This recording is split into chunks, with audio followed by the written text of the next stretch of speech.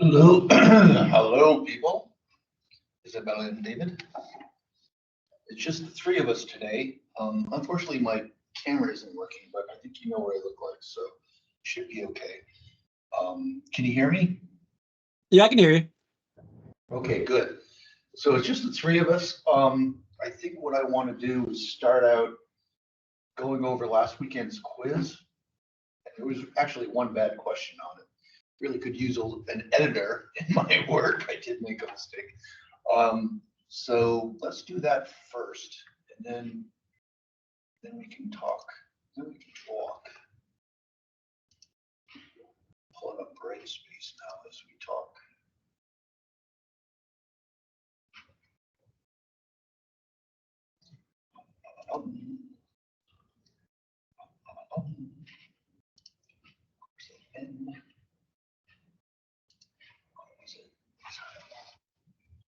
Quiz 4, quiz 3.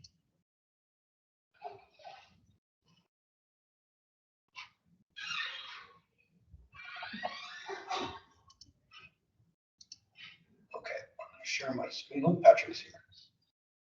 Which is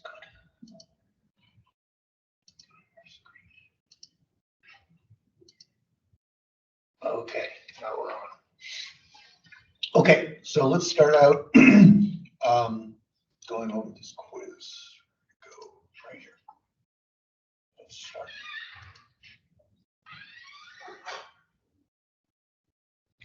Okay, question 1. What are the proteins inhibited by E6 and E7? So E6 inhibits PB, P53, E7 inhibits RB. So you had to get both of those here. This type of cancer is caused by a chromosomal translocation that creates, plural, a new chimeric protein. That would be CML. That's that BCR-ABL protein that gets created. Which of these is a caretaker? BRCA1. This is also tumor suppressor, but it's a gatekeeper. And then these are proto-oncogenes. Now here's the bad one. Loss of a caretaker suppressors cause genetic instability. Why does this lead to cancer? Well, this is definitely true. This one is also kind of true. Mutations of DNA can knock out proteins like BCL2. Now, if I said the protein BCL2, it would be wrong. But someone pointed out in an email, you said like BCL2, which means you're talking about bid, bad, bop, but about any of the other BCL2s. So iffy. This is definitely not true, right? Loss of MDM2 causes a buildup of P53 and the cell dies. So I gave everyone a point for this one because that's not the best language possible for that. Okay, what tissue is initially formed from the vegetal pole? Vegetal pole is endoderm. Match the word to its definition. Spimon. An organizer is the dorsal lip of the blastopore. Spreading an ectoderm over the embryo. Epibole, one of my favorite words, by the way. I like the word epibole. Primitive gut, that is the archenteron, also not a bad word. Nucleus center is the ventral lip, so that's 4. Hollow cavity is the blastocele. Blastocele. Okay. I get weird when there's nobody here but me because it's like I feel like I'm sitting in my room by myself, which I kind of am. This transcription factor specifies a cell as vegetal. A cell has veg-T, it will be vegetal. Let's go through the rest of these anyway. SAMWA. SAMWA specifies those cells as nucleus organizer. FOX11E is ectodermal. It causes the production of ectodermin, which blocks the movement or the activity of TGF-beta, like in beta-catenin, we all know is a transcription factor. Those cells are again on the dorsal side, nucleus center. This transcription factor specifies this. Oh, I just said this. Oh no, I didn't. It's not up there. Glucosid. Glucosid makes the Spimon organizer. So the quiz. that means. Okay, 10 out of 10. I've been rocking it this semester. I mean, I've gotten an A on every exam so far. Life is good. Okay, so that's it for that. Let's go back to everyone else. So any questions about that quiz?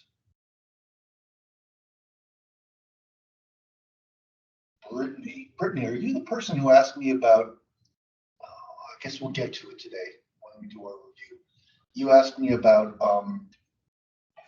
Burkitt's lymphoma, right? Yes, that was me. Hi and good morning. Good morning. Yeah, so that was really interesting because, I hadn't heard there was a connection between the two, although I did hear that TikTok where Burkitt was the main doctor working in Africa who saw this condition. And then later, these other two people isolated the Epstein-Barr virus. They were named Epstein and Barr, not surprisingly. But I didn't know there was a connection. I guess I should have known there was, but I looked it up and it's pretty clear. Burkitt's lymphoma causes overexpression of MYC. Well, as we talked about in class, overexpression of MYC causes a dramatic increase in E2F, and this all goes into apoptosis. So it's like you have to have that mutation and then Epstein-Barr on top of it, because Epstein-Barr then is going to block P53 buildup by sequestering P53. That allows the cell to live. So kudos, Brittany Howard. We are one step closer to being smart. Okay, do you guys want me to do a review of everything we've done so far? I mean, for this test? Let's do that. Yes, please. Yeah, sure. Okay, so we will start with chapter 11. So chapter 11 is about, well, we get a little more detail on apoptosis, which we didn't get a whole lot of detail on in the last chapter, and then autophagy, which is something new. So apoptosis, this is something we didn't talk about last time, the fact that the extrinsic pathway also activates the intrinsic pathway. We kept them separate before, but they do interact with each other. And we added a couple of things here, like IAPs, inhibitor of apoptosis proteins that are blocking caspases. And we added ICAD, which is a protein that blocks caspase activated DNase. So those are going to be some new things. And then SMAC Diablo, which is into this thing here. But anyway, we start out talking about structure of caspases and BCL2 proteins. You've got, let's skip over some of this. These are important to us. These are the ones that are important. So we talked about caspases 8, 9, and 3, 6, 7, 2, and 10 are similar to what they do. But we've got our initiator caspases, which you've got, the pro domain over here, and then our two domains, the large and small catalytic domains. But importantly, we've got these domains here, which are going to be adapter domains that allow these things to get together. So the CARD is the caspase activated, caspase recruitment domain, and DED is the death effector domain. So DED caspases are going to be involved in the extrinsic pathway, and these are the intrinsic pathway. So how does that work? Here are their extrinsic pathway, the receptors, the death receptors have got death domains, and FADD has got both domains, and that allows them to line up together like this. FADD with its DED and the caspase 8 with its DED bind together. And when they all come together, the caspase 8s will then activate each other through proteolysis. And then here that CARD domain also exists on APF1, and that allows all of this to get together. And APF1 is going to be folded up and hiding that CARD domain until cytochrome C comes out and relieves that. And I think there's also phosphorylation for that. Binding of ATP, that's also part of it. Okay. So bottom line here being the new thing we've learned is about these domains. that allow them to recruit together and then activate each other or activate themselves. Okay, what do our caspases break down? We've got 4 different types of targets here. You got PARP, which is involved in DNA repair. Clearly, we don't need that anymore. We're going to start destroying the DNA. Cytoskeletal proteins, this is what I'm always focused on because that's what's most obvious microscopically. Gelsolin gets cut and it gets activated. Actin gets cut and you're breaking down microfilaments. Remember, gelsolin breaks down microfilaments as well. And vimentin. Now, this is something I made a mistake on last time. Last time I said it was part of the focal adhesion. I was thinking about a different protein in the focal adhesion. Vinculin, I think. I'm not sure. But anyway, vimentin is an intermediary filament. So this is, again, really important for the structure of the cell. And we're breaking that down. I corrected it in Brightspace. I'm just hoping everyone gets the word. Well, I probably won't ask a question on that anyway. Okay. And then we've got inhibitors of the caspase proteins, IAPs, which are blocking caspase activity. We'll see them get inhibited or broken down here by the caspases. And then signaling molecules, because as we recall, our signaling molecules are blocking apoptosis. So apoptosis is going to break them down, and then we're no longer blocking apoptosis. And we're going to break down BCL2, promoting that intrinsic pathway. And then here, ICAD. And ICAD is blocking the DNase. So once that's broken down, then our DNA gets degraded. So here's SMAC Diablo over here. SMAC is caught inside the mitochondria, just like cytochrome C is, and BCL2 is blocking their escape. And IAPs are blocking the caspases until you get something like PUMA blocking BCL2, and that allows SMAC and cytochrome C out, and we block the AIP proteins, and your apoptosome can form and be active. In terms of apoptosis, we also looked at domains of the BCL2 proteins. Most important one here is the BH3 domain. That's the one that's going to cause these proteins to bind to each other. And you've got your anti-apoptotic and your pro-apoptotic. Notice these have got transmembrane domains. These are going to be associated with the mitochondrion.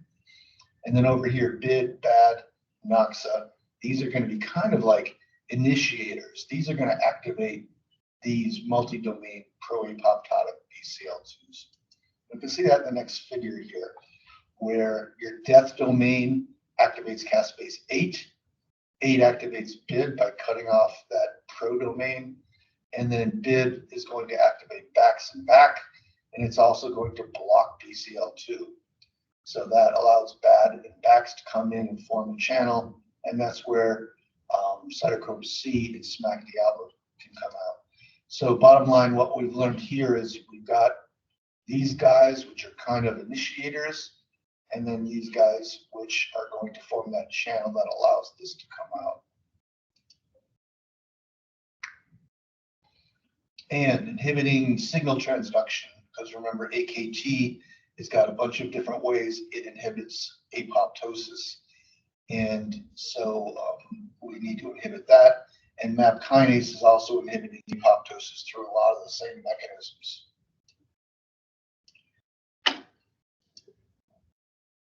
Okay, so once the cell does get destroyed, it does go into apoptosis, it's broken down into little blebs, then those blebs are going to start releasing things that will attract phagocytes to clean up the area. And we've got both dedicated phagocytes like your macrophages and induced phagocytes. Endothelial cells, epithelial cells, and fibroblasts can be induced to become phagocytotic, sorry. So anyway, apoptosis is going to cause the release of nucleotides that are going to activate receptors on phagocytes. also this, I always forget this name, fractalkine. So it's a cytokine, and they call it fractalkine. And then phosphorylated sphingosine. Sphingosine we talked about in chapter 2 very, very briefly as another membrane lipid. Sphingosine kinase is activated by caspase 3, phosphorylates sphingosine, and it then becomes a local modulator here, a local signal transduction molecule. And then PLA2 gets activated and breaks off that middle, oh God, my brain's getting stuck here. The middle fatty acid from phosphatidylcholine, and lysophosphatidylcholine then gets released. So basically, lysophosphatidylcholine is just your membrane phospholipid with that middle fatty acid on the glycerol taken off. Kind of interesting as we go through here, and I think you noticed it in the quiz before last, how all the membrane phospholipids suddenly come into play here in this chapter. They all have different roles, and this is one of them. Ooh, doesn't that sound like an essay question? What are the role of each of the phospholipids in, anyway, never mind. Okay, so another phospholipid signal here is an eat me signal. So those were come find me signals. They'll attract the phagocytes. Once the phagocytes get close, how do they know what things to grab and eat? Well, your caspase is going to inactivate flippase and activate scramblase. So flippase is typically putting phosphatidylserine only on the inside of the membrane, and when that gets degraded, the scramblase then is going to make it equally distributed between the inside and outside. So that puts this phosphatidylserine on the outside, and then the phagocyte can grab onto that, and it knows that it's eating the proper thing. So here's your phosphatidylserine receptor, grabbing phosphatidylserine. You can either have a bridging or adapter molecule between the two. And I think I said this before, not that it's important, but I wish they had made this macrophage huge, because the macrophage is not the same size as the apoptotic cell, right? These are just little chunks of cells. But anyway, you activate the PS receptor, and that activates RAC, and RAC starts to rearrange the cytoskeleton, and it grows around the apoptotic cell. And then it becomes a phagosome, which is kind of like a lysosome, except it's not. And then endosomes will fuse with that phagosome and release enzymes to break things down inside. And then chunks of the phagosome will come off and fuse with lysosomes. Either that or lysosomes fuse with it, I'm not sure, one or the other. But bottom line is the inside of that phagosome gets acidified by your V-type ATPase, and then starts to break down the contents. Okay, so that's it for apoptosis. That's the end of our apoptosis story. Now, and I think when I do this, if I do this class again, I'm going to put that in with the previous chapter because it fits really well there. They separated into a different chapter here for some reason. Okay, so autophagy. Okay, so first and foremost, why are we autophaging? You've got two different reasons. One is just housekeeping, which means you've got bunches of proteins that get clogged up inside the cell, protein aggregates. You need to get rid of those. There are also organelles that are not needed or not functional or something, so you need to get rid of those too. So housekeeping, keeping things clean inside the cell. And the other thing is when nutrients are really restricted, then when nutrients are really restricted, the cell can kind of eat itself to stay alive long enough to hopefully get past this period of food restriction. So anyway, this is the key, AMPK.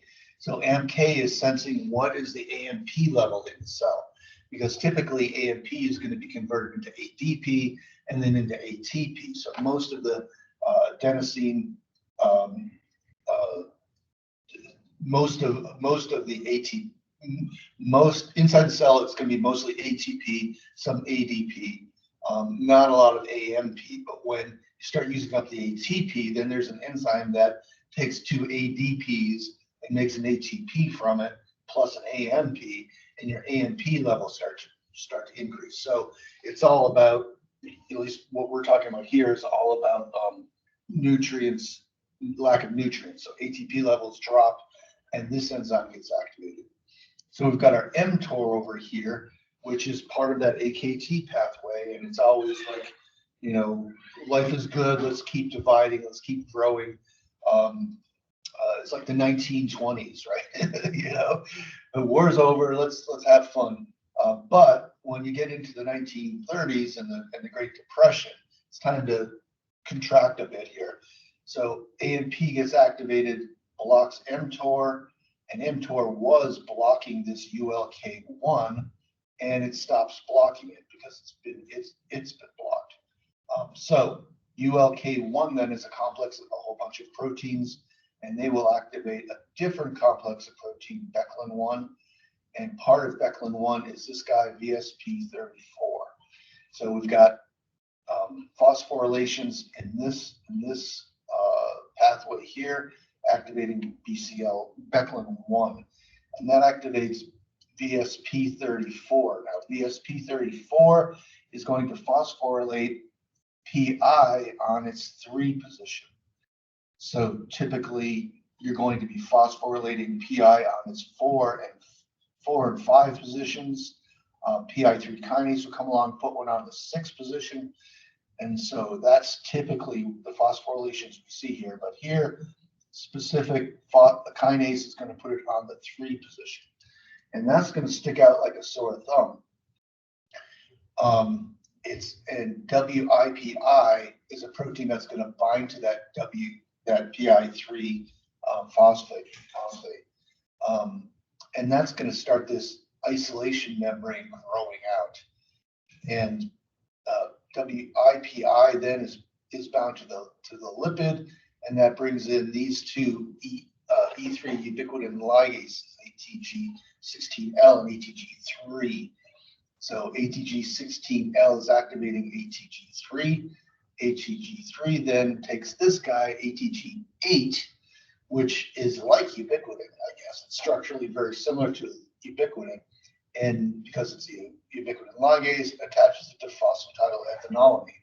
So there's our third phospholipid today, and what our third phospholipid is doing here. Okay, so phosphatidylethanolamin, ATG, then becomes a receptor for bringing things into this isolation membrane. So here's your ATG8, and then you've got these adapter proteins that have got binding sites on one side for ATG8 and binding site on the other side for something in the cell that needs to be destroyed. So in this case, it's just ubiquitinated protein. So it's kind of ATG8 on one side and ubiquitin on this side. And I'm not sure what this interaction is, but anyway, this is the adapter protein that's going to bring things into this growing isolation membrane. And this will grow around until it surrounds the material to be destroyed. And then you're going to, again, have lysosomes fusing with that autophagosome, releasing enzymes and acidifying the lumen of the vesicle there. So that's how you destroy things. So what's interesting about this, just kind of a too long didn't read. First, you inhibit mTOR, and then you activate ULK1. That activates Beclin, and then we get this weird kinase activating the production of this. That, being very specific, is going to attract this guy, WIPI, which then brings in these ubiquitin ligases that puts that ubiquitin-like molecule on phosphatidylethanolamin. And that then attracts all the gunk to come into it via these adapter proteins. I don't think you need to memorize the names of these adapter proteins, but just know that there are adapter proteins there. And we swallow it up and we eat it. Any questions about that? I went kind of fast because I've got a bunch of stuff to get through today. We good?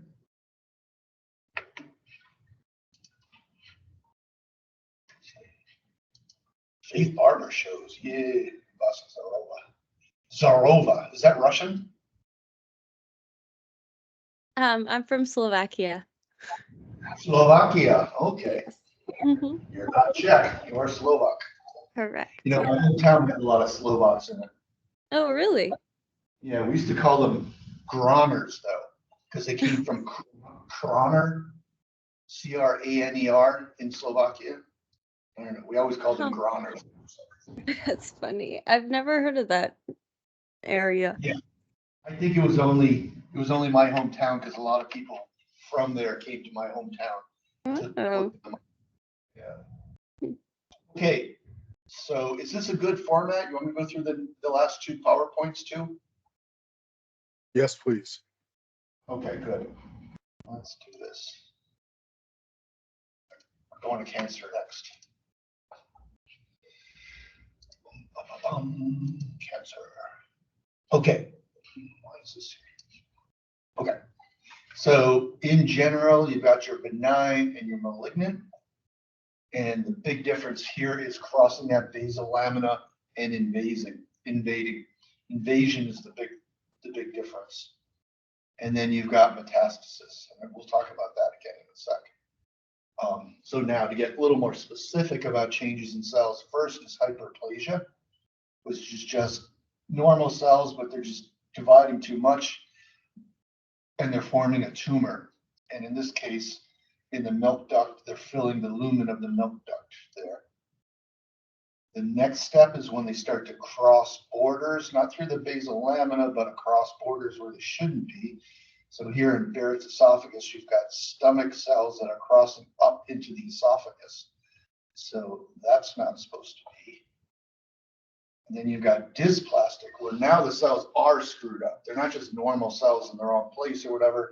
The cell shape has changed, which, you know, we talk later about dedifferentiation. Normally, these epithelial cells should be flat and getting flatter as they get to the surface, but they're big and round and they're bulging out here. They're forming a tumor. That bulging is important too. I'll talk more about that in a sec. And if they continue to go out, you know, not down through the basal lamina, but up, they form a papilloma, which has got a blood supply and everything. My dog has got papillomas all over him. He's a golden retriever, and they're cancer. They are susceptible to cancers, I guess. Okay, now here is neoplasm in situ. So these are cells that are clearly wrong. They've got screwed up nuclei, and they're definitely cancer cells, but they haven't crossed the basal lamina yet. So that's carcinoma in situ, or neoplastic cells. And then when they do cross that basal lamina, here you can see invasion down through, then that is carcinoma with invasion, or neoplastic cells, malignant cells. Okay. And then the next step is when they get into a lymph node or a artery, or I'm sorry, capillary, then into a vein, and then they get transported along until they hit some other slow down spot where they can sneak out again and form new tumors. And places where they usually form tumors are, like I keep saying, like the next capillary bed they come to. So if they're coming from the skin, they'll go to capillaries, to veins, to the heart, from the right side of the heart out to the lungs, and this will be your next capillary bed. So you'll often see metastases here. If they are intestinal cells, through that hepatic portal vein, they end up in the liver, so you get liver tumors. If they go in the lymph nodes, or in the lymph system, they usually end up in lymph nodes. So the lymph nodes get all blocked up with cancerous cells. And here's just Dr. Slish, I have a question.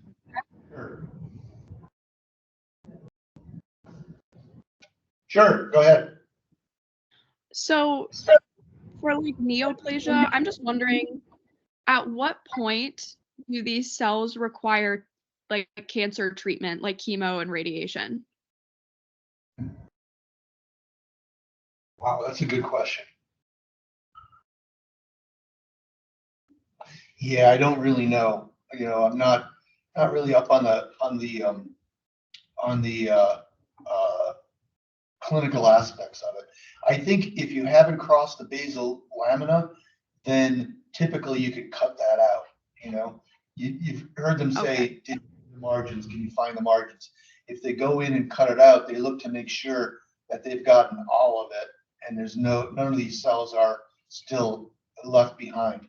I think when you need to go to chemotherapy is when it has crossed that basal lamina and now it's all over the body, right? If it's in one place, you can just go in and take it out. If it starts moving around, now you got to use the shotgun approach and hit everything at once. That's what I think. But again, I'm not a clinician. I don't really know. Okay, thank you. Sure. As a dentist, that's part of your job too, right? I didn't know that until I went to your father. It's like you always get that mouth screen for mouth cancers. It's really important. Yes, it's very important. Okay. So cancer cells. All right. So changes in cancer cells.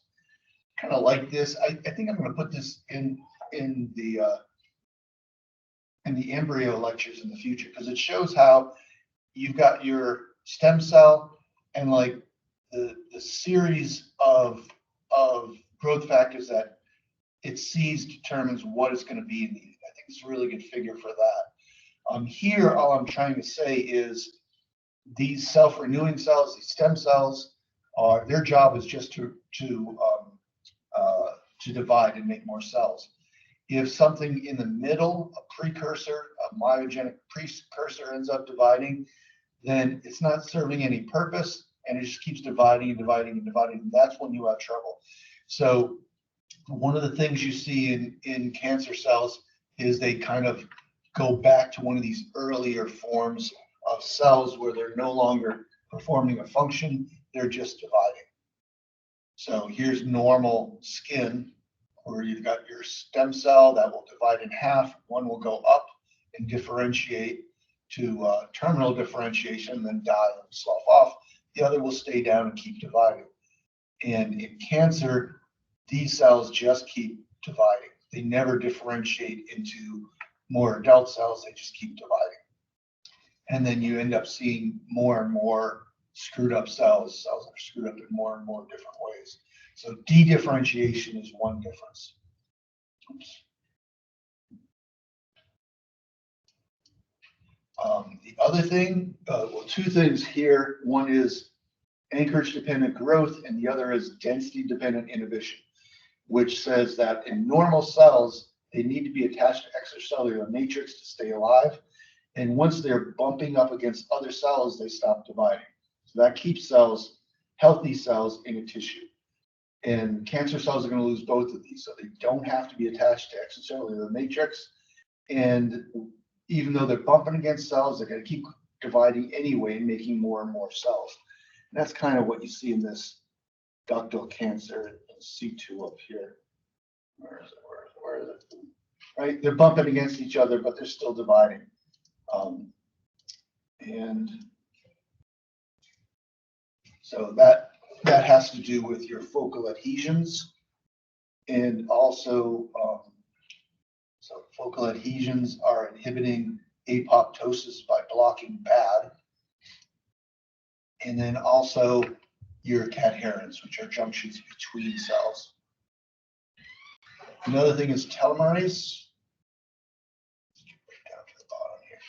So the idea is with linear chromosomes, every time you divide them, they get shorter and shorter and shorter until you start losing important information. So it's called the Hayflick limit, which I heard years ago, and I just believe, I love TikTok. I heard about it again on TikTok this weekend. I'm like, oh yeah, Hayflick limit. I should have put that in my lecture. So the Hayflick limit is the number of times a cell can divide before it dies. And your telomerase is going to get you past that by extending the end of the chromosome out with kind of nonsense DNA, tandem repeats they're called. And then once you extend that out, regular DNA replication can add more. So you're protecting that end of the chromosome by extending it. Self-sufficient growth signals, which is really, this is the cause of all of it, right? Because this is going to cause cells to be, to not differentiate. It's going to cause them to not need to be connected. It's going to activate telomerase. This is the cause of everything. It's the loss of control of proto-oncogenes. So your proto-oncogenes are anything that are in the pro-growth pathways. So that's another hallmark of cancer. The cells don't need external signals to divide. They're self-sufficient. Third thing is angiogenesis. So these cells are getting hypoxic, so they start releasing factors that cause the capillaries to grow towards them. Right? That's classic hypoxia activity here. So the cell then brings itself the tumor brings itself a blood supply, and then it can get as big as it wants to get, and it has an avenue to escape. Angiogenesis inhibitors are new line chemotherapy agents that are really useful, because once you block that angiogenesis, and we'll say at the end, sustained angiogenesis, once you block that, the tumors start to shrink and then they go away. Excellent drugs. Okay, invasion and metastasis, letting go, crawling, and clearing a path. So letting go involves, again, our focal adhesions and cadherins. We're going to let go of those the cells next to us in the cellular matrix so we can start to start to move. And then activating our Rho GTPases to redesign our cytoskeleton so it can start moving.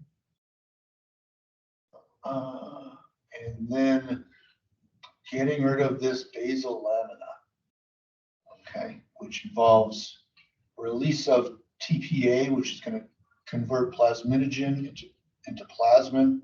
Plasmin then is going to activate our matrix metalloproteinases, and it breaks down the proteins, and then it can go anywhere it wants.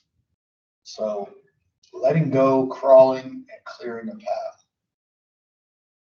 I should change that order. It should be letting go, clearing a path, and then crawling, but not important. Okay, causes of cancer. Viral is one. Viral is one cause of cancer. Not that common. Epstein-Barr virus. This is HPV. So HPV, of course, is a sexually transmitted virus. Everyone should get their vaccine against that. HPV virus then, I was looking it up today on Wikipedia. It causes a lot of different lymphomas. So there are a lot of different HPV related cancers that are all in the lymphatics or the lymphocytes. So again, the E protein of HPV. Wait, what am I talking? Oh, I'm sorry. I just confused Epstein-Barr with HPV. The HPV virus, and I screwed this up earlier today. I'm sorry. This inhibits PRV, allowing the cell to divide, but it would go into apoptosis. E6 blocks P53, so it doesn't go into apoptosis, and that's when you get the cells. Let me correct myself. Earlier today, I was talking about Burkitt's lymphoma and Epstein-Barr, and I confused the Epstein-Barr with this HPV virus. I'm sorry about that. I kind of screwed that up. But anyway, Epstein-Barr, Burkitt's lymphoma activates MYC, and here with Epstein-Barr, we're inhibiting apoptosis over here by increasing BCL2. Anti-apoptotic proteins are coming up.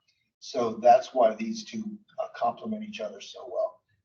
So we've got two different proteins, receptor proteins that are part of this Epstein-Barr that are activating signal transduction pathways and inhibiting apoptosis. Okay, proto-oncogenes. This is your main way you're going to get cancers, by activating proto-oncogenes. And I'd like to ask this question on exams. I think I asked it one of the practice exams. What protein could be activated that would cause a cell to divide? And I like asking that question because what it gets at is, do you know what a proto-oncogene is? Because if you do, there are so many answers to that question. You could choose practically anything and it would be correct. Anything that involves activating cell cycle comes from a proto-oncogene. So anything here could be a proto-oncogene. And these proto-oncogenes then get activated and turned into oncogenes by DNA mutations.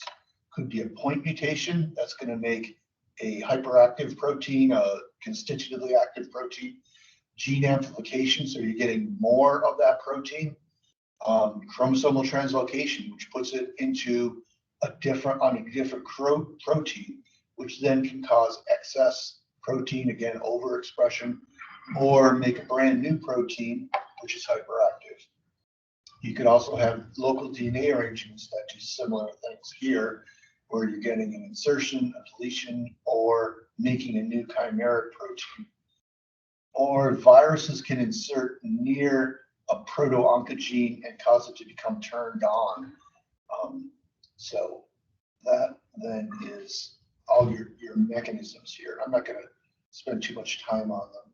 Just to point out what's important. RAS, keep in mind, RAS is one of those proto-oncogenes that's pretty easy to convert into an oncogene because there are 3 different mutations, point mutations, that'll make it constitutively active. Overexpression, gene amplification, overexpression, chromosomal translocation. Here's that Burkitt's lymphoma example. Here's another chromosomal translocation that gives us an active protein, Philadelphia protein. Local DNA arrangements, delete a big chunk out, pull a chunk out, flip it over. And again, this one, which is kind of neat in that tropomyosin and the nerve growth factor receptor, flip it around. Now you've got constitutively active protein. In our viruses, of course, viruses insert. So it could insert into a quiet part of the chromosome, and that causes it to become active. And now that proto-oncogene has been turned on. Tumor suppressors, you got your gatekeepers, you got your caretakers. Gatekeepers are mostly what we talk about when it comes to tumor suppressors. These are things that are blocking cell division. APC, part of the death complex, PTEN, turning off PIP3, RB, SMAD4, and TGF-beta are anti-proliferation typically, and P53, which causes apoptosis in cells that are out of control. And then these guys, the only ones I really know offhand are XPA and BRCA1 and BRCA2. So I think in terms of exam, I wouldn't just say, what is MSH4, because I don't know either. So BRCA1, BRCA2 might come up. That's about it. XPA deletion. That's the only reason I know XPA. Okay. So bottom line, your caretakers will be things that are repairing the DNA. Causes of cancer, cigarettes. So you've got carcinogens, a lot of carcinogens in the world. Cigarettes have all of them. Different types of carcinogens. Some are pro-carcinogens in that your liver converts them into something carcinogenic. They're not very carcinogenic on their own, but when you add them to a liver, they then become carcinogenic. Ionizing radiation. This is what happens whenever I go in the sun, which is why I am photophobic, hate the sun. Damn Irish skin. And then you have your higher energy radiation that can cause total breaks here. Initiators and promoters, not life and death. I don't know. So that one out. This is important. Stepwise development of cancer. What do we mean by this? Basically, what this comes down to is the longer cancer cells are allowed to survive, the more aggressive they get. And you want to think about it, there's a term they use, Darwinian selection, kind of, in that you've got a tumor. So you've got, I don't know, a small tumor, there's tens of thousands of cells in it. One of those cells is going to become more aggressive than all the other ones. And over time, it's going to predominate in that tumor. And then all of those new cells, they're all developing new mutations. Some are going to be more aggressive than others. The most aggressive then comes to predominate. And over time, because these cells have lost their ability to repair their DNA, they get more and more aggressive. And of course, most of them are going to die because you screw up DNA, usually the cell will die. But you've got so many cells that just on a statistical basis, some of them are actually going to get more aggressive. So what we're showing here is if you inject metastatic cells in a mouse, they go to the lungs and form more metastases. You take these out, inject them into a different mouse, they get more aggressive over time. And here, this is why, because over time you're activating more pro-growth regulators, making more oncogenes, and knocking out more tumor suppressors. So over time, cells get more and more aggressive. And that's just APC. Okay. Self-sufficiency in growth signals, insensitivity to anti-growth signals, evasion of apoptosis, limitless replicative potential, sustained angiogenesis, tissue invasion and metastasis. Yeah, so Isabella, getting back to your question, I think this is when you have to go to chemotherapy. Although, if it's in situ, they may hit it with radiation as well, because it's in one spot and they focus their beam on that one spot. So I don't know. Again, I should just shut up. Any questions about cancer?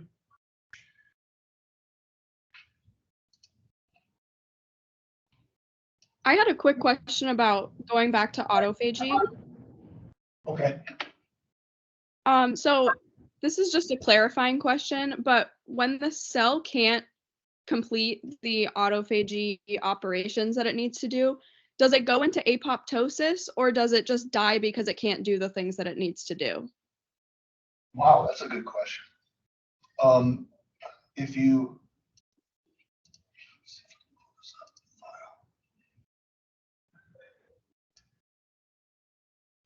it seems as though apoptosis and autophagy inhibit each other.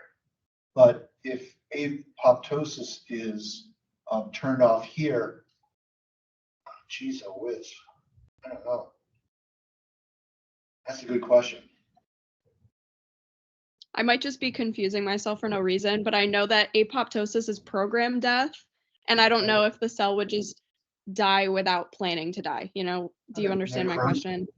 Yeah, probably just necrosis, because if it runs out of ATP, things are going to start running down, right? Okay. Imagine, okay, this is my way of thinking. If ATP levels get low enough, you're not going to be able to maintain the inside of the cell low in calcium. And increasing calcium into the cell can cause apoptosis as well. So, yeah, bottom line is I don't know. That's a good question. Okay, that's fine. Thank you. Any other questions before we torture some frogs? All right, let's frog it. One of my favorite Southern phrases. These two guys are like sparring and they're going to get into a fight. One guy says, "Well, if you're feeling froggy, jump." I learned that from a guy in North Carolina. I thought that was pretty funny. Anyway, signaling, that's neither here nor there. All right, so what are we talking about? We're talking about developing another axis of symmetry.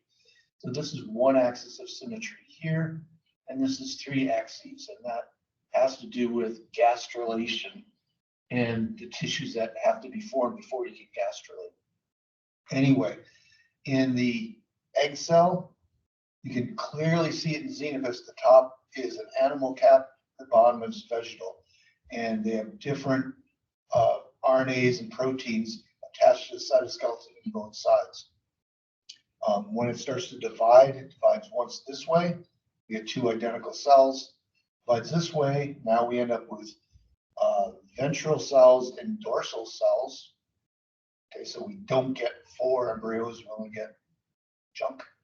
And then here we divide this way, and now we've separated totally into endoderm and endoderm. And then it will continue to divide, and then endoderm will release things that cause ectoderm to form, or mesoderm to form from the ectoderm around here. And those mesodermal cells will curve in and then up and take these endodermal cells with them and crawl across the top. Oops. Crawling in and across the top of the blastopore or blastocele. And then you end up with your 3 layers of tissues here: ectoderm, mesoderm, and endoderm. And that gastrulation then gives us our 3 axes. So you've got dorsal back here, posterior back here, anterior here, dorsal on top, ventral on bottom, and then left and right in and out of the picture. Induce versus differentiate. This is like pitching and catching, basically. Hormones induce things, and the cells then differentiate. And our pathways to different tissues in the end, right? Depends on both what hormones they're seeing here, but also what hormones they saw back here that made them go in this direction. Here are some of those early experiments that people did. You take these marginal cells. This marginal cells is where the mesoderm is going to form. So what you do is you cut off this ectoderm and you put it on top of the endoderm, and you say, oh, look, we got mesoderm out of that, ventral mesoderm. So that's just showing the induction. And again, these are really early experiments before people even knew what DNA was. They were figuring out that there's something going on here. So anyway, I just talked about this: 2 totipotent cells.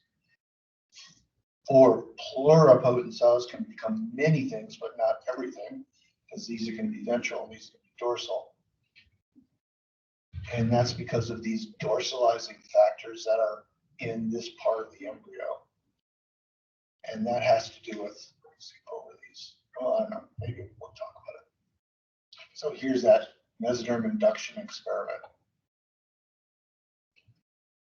And that's how they proved that there's something being released by the endoderm that's converting ectoderm into mesoderm. And then how do we know that there's something special about this area? We're going to take that one cell out and put it on the opposite side of a different embryo, and we get 2 axes. So clearly there's something here that's important in forming an axis. And even more fine detail, taking that the dorsal lip here and putting it on the other side of another embryo, and you get 2 nice axes out of it. Okay, this is why. Getting back to our egg cell, you've got things attached here, FOXO and ectodermin, and things attached here, VEG1, VEG-T, beta-catenin, Wnt, disheveled, also GSP, like GSK3 beta binding protein, GBP, all attached here. And when the sperm comes in, the cortex rotates and puts that over at one side. So that's going to be your dorsal determinants over there. So we still only have 1 cell here, but it's already fated that this is going to be dorsal and this is going to be ventral. So all of these things then are leading to an increase of beta-catenin here at this dorsal side. So the combination of beta-catenin and VEG1 is going to make this into a nuclear center. frequent. There's TGF beta. So what's interesting about TGF beta then is we've got two different TGF beta like growth factors here that are going to cause induction of different things. So your BMP4 is going to be ventral related, and that's because it's activating SMADs 1, 5, and 8. XNRs then are going to be dorsal because they activate SMADs 2 and 3. So if you have them all together, you'll get ventral mesoderm. If you have only this, then you get dorsal mesoderm. And ectodermin, as we said before, is going to block all of these. It's blocking all of these because it's blocking downstream from what differentiates them, right? 1, 5, and 8 differentiate that BMPs from XNRs, and SMAD4 is downstream. Ectodermin's blocking SMAD4, so it's blocking all TGF beta like signaling. So ectodermin then is coming down here and stopping that mesoderm from coming too far. Nodals then are being released, and nodals and BMP are making mesoderm in the middle. VEG-T is what causes the nodals to be released. Okay, here we are. VEG-T. VEG-T causes XNRs 1, 2, and 4 in BMP, which is then coming from the endoderm to these cells, and these cells become ventral mesoderm. The ventral mesoderm, and you can tell it's ventral mesoderm because brachyuria is coming up. That's a transcription factor. Then that is a marker for mesoderm. And then because we've got disheveled and GSK3 beta binding protein over here, get a bunch of beta catenin building up. That's going to make this the new Coop center. And it's going to do that by increasing SEMWA. SEMWA comes up here, and that causes this area to start releasing lots and lots of XNR. So that makes this dorsal now, right? We've got BMP over here. We've got mostly XNRs over here because you get a ton being released. And that high concentration of XNR then causes goosecoid to come up. And that makes this the Spielman organizer. And that then becomes your dorsal lip. This is the ventral lip here, and this becomes the dorsal lip. Goosecoid then causes the production of, where is it? Sorry. Cordon, noggin, follistatin, and XNR3. And those 4 proteins then are kind of hormone-like in that they will diffuse away from the Spielman organizer, and they'll make a gradient. But also, they're not directly activating receptors, they're blocking BMP4 activity. And by blocking BMP4, they produce a gradient of BMP4 activity. Very little to none over here, so that's dorsal. And then high BMP4 over here, and that makes that ventral. And this is the Cordon shuttle that helps increase the amount of BMP on this side and decrease it over here. Okay, so there's just several other ways of looking at the same thing. Here with VEG-T and VEG1, you get low XNRs, and that's ventral mesoderm. You add beta catenin to it, and you get high XNRs. And that makes it new Coop over here. And then this is interesting here because we're looking at the ectoderm as well. These 4 things here, cordon, noggin, follistatin, are blocking BMP4 activity, but they're also blocking BMP4 activity up here and down here. So you end up with dorsal endoderm and neuroectoderm. And that's going to become the central nervous system. As you know, this mesoderm is going to crawl in during gastrulation, bring the dorsal endoderm with it, and it's going to be basically underneath this neuroectoderm and make the central nervous system across here. And then this epidermal ectoderm is just going to do epibole and grow all around. And that epibole is just because these cells are dividing like crazy, and they're making more and more cells and pushing each other out of the way, and they end up covering the whole damn embryo. There we are. Here's another way of looking at it. Here's another way of looking at it. This way we've seen already. Now here, what I'm talking about here is the way, like here, let's go back to this. Okay, this whole idea of a gradient of activity. How does a gradient produce distinct layers? Okay, so if you, the Activin is a TGF beta. It's very similar to XNRs in that at low concentration, you're going to get ventral mesoderm or middle mesoderm, and at high concentrations, you get dorsal mesoderm. So when you soak beads in a low concentration of Activin, you get, because there's a low concentration of Activin, it only diffuses so far before it stops, and you get kind of this low response genes, middle mesoderm, not really ventral, but middle mesoderm, and a very sharp demarcation between where there's activity and where there isn't. If you go to higher concentration of Activin, then the high concentration, you get really dorsal markers coming up, and as the concentration decreases, you get a sharp demarcation to the low response areas, and then a sharp demarcation to the no response areas. So bottom line, with a gradient, you can get some very, very distinct differences in tissues when you look at that whole gradient idea. Wow, I'm thirsty. That's about all I have for you today. Do you have any questions, any comments, any discussion points to bring up here? Dr. Slicks, I just wanted to double check and see if the format was going to remain the same, like with 10 multiple choice and 5 essays. I'd kind of like to do more multiple choice, if you don't mind. I guess I don't know if I need to run it past the whole class or not, but I'm a little bit concerned that only having 10 multiple choice, each one is worth 5 points, which can be pretty punitive. I mean, if you want to get an A and you miss 2 multiple choice, you're kind of screwed. I think I'm going to do 20 multiple choice this time to make each one worth less. Does that sound good to you people?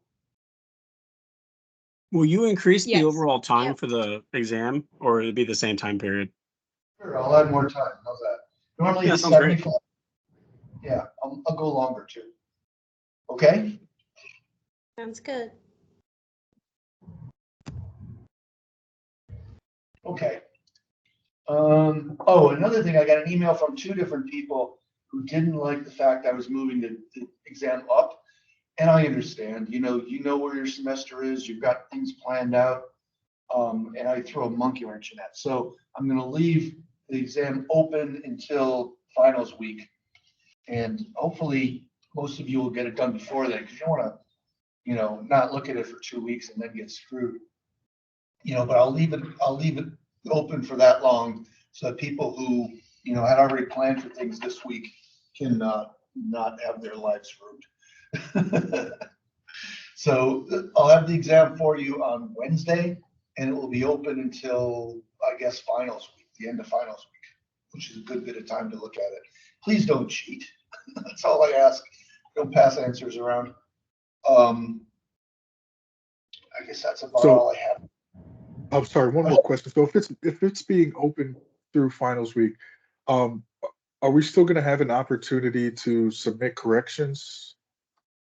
That's a good question.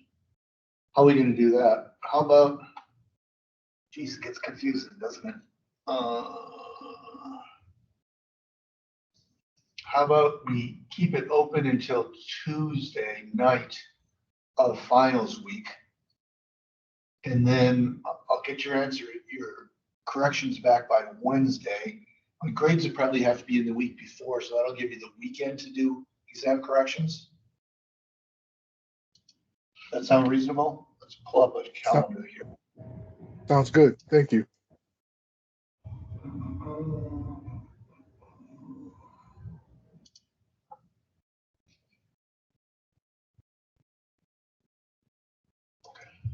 So here's today, exam starts here.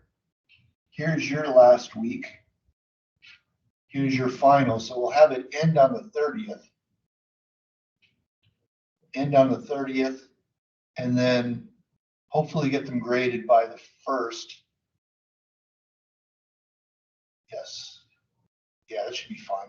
Get them graded by the 1st, and you'll have until Sunday night, Cinco de Mayo. No margaritas until you get your exam, your exam corrections in. And then everyone is going to be happier because they don't have to take my class anymore. You're done. And then I got SUNY P finals. Okay, sound good? Sounds good. Okay. All right, well, I'm gonna let you go. I want you to go enjoy this day. It's sunny, it's supposed to be warm all week, so get your butts outside. Talk to you later. Sounds great. Thank you. See ya. Dr. Slish.